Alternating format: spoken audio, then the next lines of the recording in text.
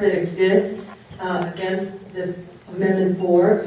I would like to point out that as the person who advanced the 3 cases against the City of Miami and took the cases through to the DCA, those cases cost the Neighborhood Association, my nonprofit trade association, and the mom and pop businesses along the Miami River that have been there for 60 years, hundreds of thousands of dollars. We didn't think that was very fair for an arbitrary land use change from industrial to high-density residential. Also, if you're going to point to the DCA as a safeguard to these land use changes, I would like to remind you that every year that the legislature is in session, DCA is under assault. And if they survive one more year, I'll be very surprised. By the way,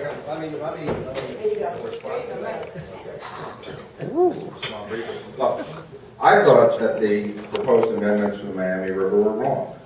I thought it was the wrong thing to do. You didn't help me when I asked you to. But I certainly didn't help on those amendments to that comprehensive plan.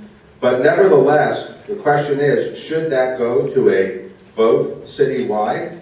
I think every time one of those things comes up, if it has to, it would be entirely confusing, and the results would be arguably worse than the existing results today. I just want to respond. I so appreciate what you said, because what you said is what the reality is. And heaven forbid, I've never gotten a penny for all my involvement in the land use things, but I work too hard. The problem is that the developers, they can spend hundreds of thousands of dollars, and that's why I said, that's why they can put over almost $2 million into fighting against Amendment 4. They can go and they have the political clout to get bailout money.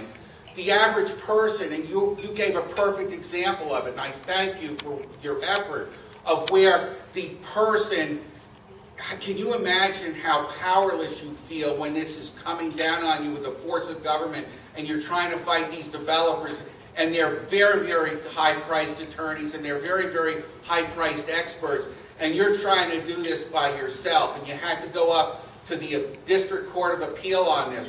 I applaud you for that, and if that is not an example of why Amendment 4 isn't necessary, I don't know what is. It's people who are being disempowered in our society because they don't have the final option to go through this. But Tom, aren't developers going to, if they do decide to go through this entire process that you think is going to dissuade them from doing so, but let's say they do, aren't they going to inundate the community with advertising, whatever money they would have given to the politicians, as you suggest?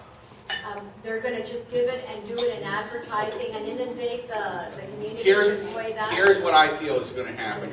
First of all, it's going to have a salutary effect because they won't attempt some of the stuff that they're now doing.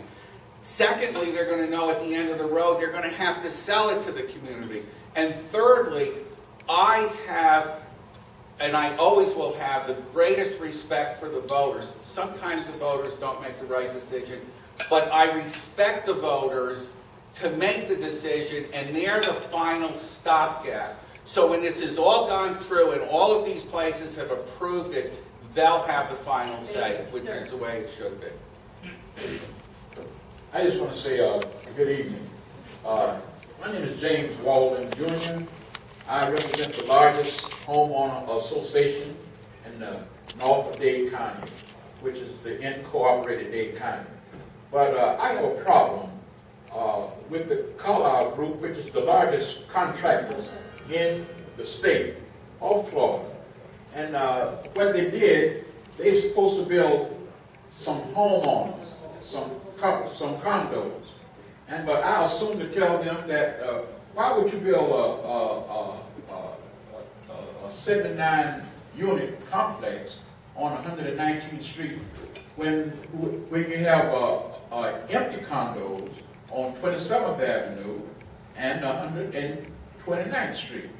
But what they did, they promised us that they will not build the condos on 119th Street. And come to find out that the master plan for that area and Bishop Curry came in and bought the property and built a New Birth Baptist Church. So what I'm saying, look back to me, the homeowners don't have no rights for the Amendment 4 or even Amendment 5. If something has to be done to stop this enhancement. And because the little man, the little homeowner is catching H-E-L-L-L. Thank you very much. Neisen, what's your response to something like that?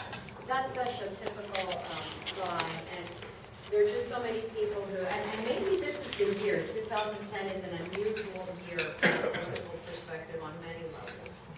But there is this sentiment that enough